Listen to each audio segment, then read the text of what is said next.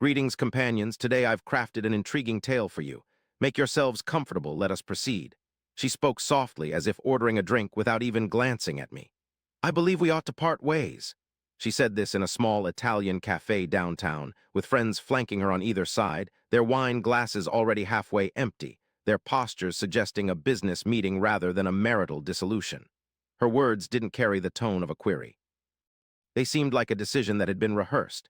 Before anything else, I observed the details, the cessation of one friend's chewing, the other friend averting her gaze from me and focusing on the table. My wife's hands remaining motionless on the rim of her plate as if she had practiced this pose. No one asked for my feelings. No one waited for a response. I rose from my seat. My chair screeched against the floor more loudly than it should have. The nearby couple cast a glance over. My wife then gazed at me with surprise, as if I had omitted a chapter from a script she believed she could manage.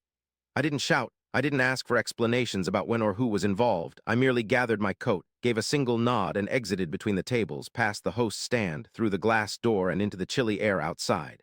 Behind me, I heard her call out my name once. Not forcefully, not in pursuit, but enough to appear reasonable among her friends. I didn't look back. In the parking lot, I remained seated in my car for a while without starting it, hands on the steering wheel, watching my breath condense on the windshield. Within that restaurant, 7 years had just been summarized into a single declarative sentence delivered with an audience. And I was already aware that this incident hadn't initiated tonight. Over the course of 7 years of marriage, appearances remained ordinary from the outside. A rented house in a tranquil neighborhood, 2 vehicles parked in the driveway, shared schedules on the fridge. In the mornings, I departed early, travel mug in hand within my laptop case. Typically, she remained behind. Transforming the kitchen or spare room into a studio, she adjusted lights as soft music played from her phone. By day, I worked as a data analyst for a mid-sized consulting firm, managing dashboards, forecasts, and punctual meetings that concluded with action points. In contrast, her days involved edits, sponsorship conversations, and content strategies pinned on cork boards. At night, we reunited in the same space, shared meals, watched semi-intriguing programs, and conversed about insignificant matters. This routine had disintegrated prior to our visits to the restaurant. Over the past few months, our dinners occurred later. Sometimes she dined without me, other times I consumed leftovers solo. When I inquired about her day, she replied with condensed summaries instead of elaborate details, her words stripping away any additional context. In conversations about work, she subtly nodded while swiftly scrolling through her phone, her digits outpacing her gaze. A sense of proximity ebbed away in silence, neither of us engaging in a dispute or declaration. She began retiring earlier, feigning fatigue or claiming an early engagement, often citing a photo shoot. Simultaneously, I found myself rising before her alarm, departing without lengthy goodbyes because there was little left to express. On weekends, she became engrossed in her work, filming scenes, attending meetings, and participating in brainstorming sessions that excluded me. I'd cross paths with her carrying equipment cases, receiving a fleeting smile, her mind elsewhere already. By the time she selected that restaurant and those companions, our relationship had transformed into a professional partnership, characterized by cautiousness, politeness, and distance. The separation didn't mark the end of something vibrant. It signaled the demise of something that had ceased its struggle to survive. 8 months prior to the restaurant, her work schedule underwent a transformation. She spoke of a novel initiative with a marketing firm, something larger than her customary brand endorsements. It promised structure and more encounters. She discussed strategy presentations and campaign schedules as she prepared a bag late on Sundays, double-checking her calendar before departure. The agency's creative director, a man named Tyler, was frequently mentioned at the outset, usually in relation to logistics. Tyler proposed this, Tyler rescheduled meetings, Tyler required feedback early in the day. Initially, it seemed businesslike. I observed her taking calls outside to escape poor reception indoors, pacing between vehicles as dusk approached. She returned animated, talking quickly, already opening her laptop to make adjustments. However, weekends began vanishing. She started leaving earlier on Saturdays, dressed more formally than usual, even when she wasn't filming. Upon inquiry about the duration of her absence, she responded vaguely and kissed me goodbye while already reaching for the door. On Sundays, evenings morphed into delayed arrivals. Occasionally, she brought ready-made meals, other times none at all. Her phone lay face down more frequently. Dinner-time notifications were muted. If I entered a room while she was texting, the screen dimmed swiftly like an instinctive response. Dialogues grew briefer. If I inquired about whom she was meeting, she responded with job roles instead of names. If I asked about how it went, she stated it was productive and redirected the topic. I observed Tyler's name shifting from work discussions to casual mentions. Tyler appreciated an idea, grasped her vision, and advocated for something daring. He infiltrated her daily vernacular without ever setting foot in our home. Eventually, she wasn't simply occupied. She was absent, harboring a life that excluded me, only occasionally introducing fragments I was never permitted to interact with. For several months preceding the restaurant, Tyler ceased being mere background noise. Without prompting, his name cropped up in various discussions, irrespective of the topic being work-related. During our cooking session, she brought up Tyler's humor. During our drive, she recited a remark he made at a meeting. While editing footage on the couch, she chuckled over a message, commenting that Tyler was difficult to follow. One day, for the third time that day, I heard his name mentioned and asked about their relationship. My question wasn't accusatory, it lacked edge, even sounding a bit exhausted. She laughed instantly. Not taken aback, not defensive, she found it amusing. She dismissed my concerns as dramatic and inquired if I was genuinely jealous of a colleague. Her voice remained light, playful, suggesting the conversation's outcome was predetermined. I stood up, kissed her forehead, and returned to her laptop without waiting for a response. After that incident, Tyler became absent from her conversations completely. There were no more mentions, references, or jokes about him. Her name was seldom mentioned at dinner, in passing, or during work-related discussions. Inquiring about the project's progress, she responded vaguely, focusing on deadlines and deliverables rather than individuals. Her phone behavior changed once more. She stopped texting in communal areas and took calls in the car or outside.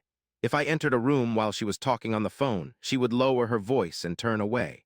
The number of late returns escalated. She claimed meetings ran longer than scheduled, schedules were unpredictable, campaigns were intense before launch. The conspicuous absence of Tyler's name didn't feel like distance, but rather concealment, as if someone was hiding an object so it wouldn't be noticed again. Whatever had been said carelessly before was now hidden away, and a vanished name is rarely replaced unless it's being protected.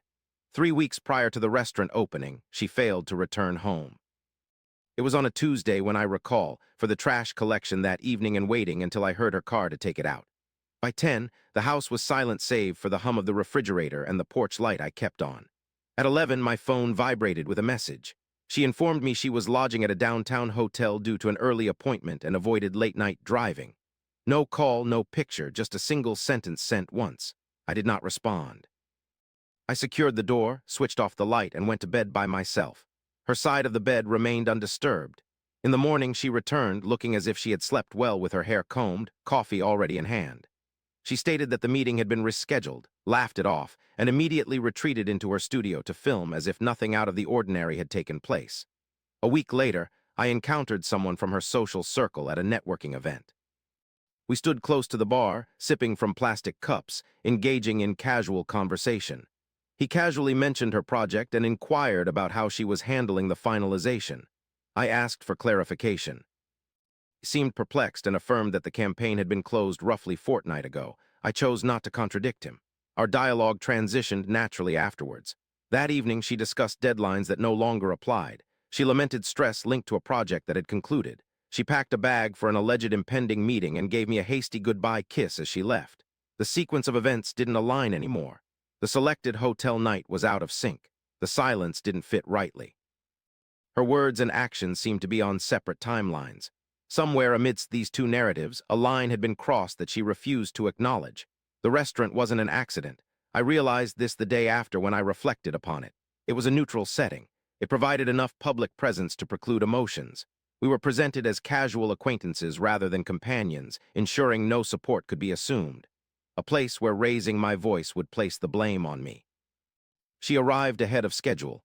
I noticed this because her demeanor appeared relaxed when I entered. Jacket discarded, discussion ongoing. Friends chattering boisterously, interrupting any potential pause.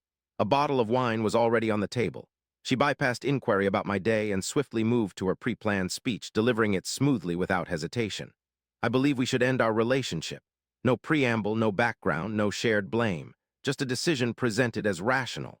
One friend grabbed her glass promptly. The other nodded subtly, gaze fixed on the table.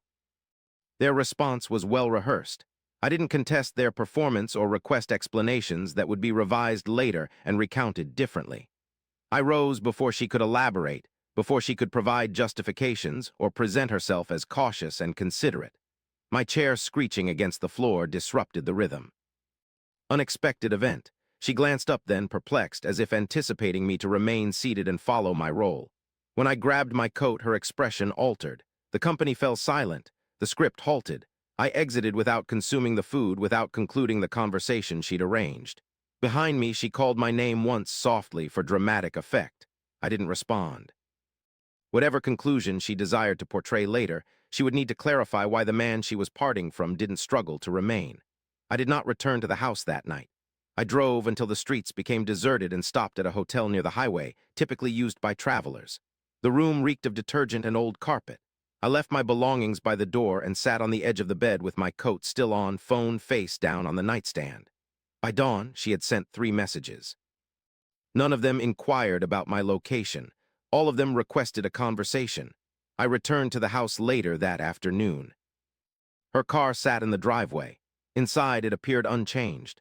Lights were out, shoes lay by the door, and a cup remained in the sink as if she'd hastily departed. She emerged from the studio upon hearing me, already on edge, ready for confrontation. On our second day together, she proposed therapy, presenting it as a mature decision, a responsible choice, something we owed to our 7 years together. She discussed topics such as communication issues, misunderstandings, and stress. She omitted any mention of the restaurant or Tyler. I inquired about her whereabouts on the night she stayed at the hotel. Her speech halted mid-sentence. Her mouth opened momentarily, then closed again. She looked down, then at the counter, then anywhere but at me. The silence grew until it was no longer coincidental. That was the only response I needed. On the third day, I began to pack silently, taking only essential items: clothes, documents, my laptop, a few bathroom items. I left her studio, and our framed photos untouched. After departing, I scribbled a brief message and set it on the kitchen counter for her to find first. It mentioned the legal process was underway, nothing else. I secured the door behind me without peeking at the house one last time. Our marriage didn't disintegrate with an argument or dramatic scene. Instead, luggage filled the trunk, and a key remained on the counter in its usual spot. 6 weeks following my exit, her visage reappeared on my screen courtesy of a friend's link, sans comment. I delayed viewing it initially. When I did, it was a candid shot on her main feed, impeccable lighting, clean framing, a style she often utilized for an air of casual ease. She stood near Tyler in a refined and costly-looking location, his arms subtly draped over her back without a full embrace. Her body leaned slightly towards him as if the moment was natural. The caption spoke of surprises and fresh chapters, written thoughtfully enough to appear spontaneous. Emoji smileys, informal style, comments poured in swiftly. Some offered congratulations, some inquired about her next steps. A few directly questioned about her husband's whereabouts and the duration of this situation. These queries remained unanswered, piling up. That night, I abstained from revisiting the app. The following morning, curiosity prompted a second look. The picture was still there, but the comment count had significantly increased. The sentiment had transformed. Fewer accolades, more bewilderment, people tagging others, questioning if they'd missed something. By evening, the post was erased. No justification, no clarification, simply vanished as if it never occurred. Her profile reverted to normal content, sponsored videos, product endorsements, carefully arranged smiles excluding anyone else. The swiftness conveyed a message. She sought the revelation without the backlash, the fresh start sans inquiries. The control she'd forfeited at that restaurant, regained online where she could erase what was incongruous. Without contact offline, she subtly adapted, fabricating a narrative without traces. Yet once something is exposed, it doesn't vanish. Instead, it bides its time till a fissure appears. 3 months later, her name resurfaced in an unexpected setting. I found myself at a post-work gathering, standing by the kitchen island with an unfinished drink, listening to voices blend together. Acquaintance mentioned her YouTube channel incidentally, asking if anyone still subscribed. Another replied he had muted her long ago. Matter-of-factly, he added that she had moved on, implying she was dating someone else from a different organization. He made the statement as if discussing a schedule change. He spoke openly, without verifying my interest. I remained unresponsive. I merely nodded once and distanced myself from the discussion. Later that evening, I revisited her profile for the first time in weeks. All photos featuring Tyler vanished, not saved, erased. The feed appeared cleansed, as if a reset button had been pressed excessively. Older content was reorganized. Captions were revised, timelines obscured. Under her latest post, comments were limited. No queries visible, no hypothesis entertained. Only approved compliments and standard acclamations, meticulously screened, remained. A few days later, even that altered. Comments were shut off entirely. She continued posting, but the mood evolved. More quotes, fewer personal snaps, branded content without background, smiles barely extending beyond the border, stories deactivated after a brief span instead of persisting. The spectators took notice.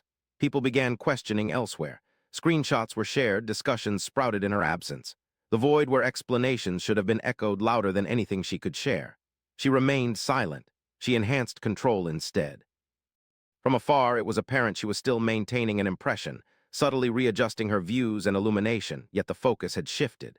The assurance she possessed at the restaurant seemed diminished. The existence she entered with such self-assuredness had already morphed without seeking her consent. For the first time since the night I departed, she was no longer shaping the narrative's progression.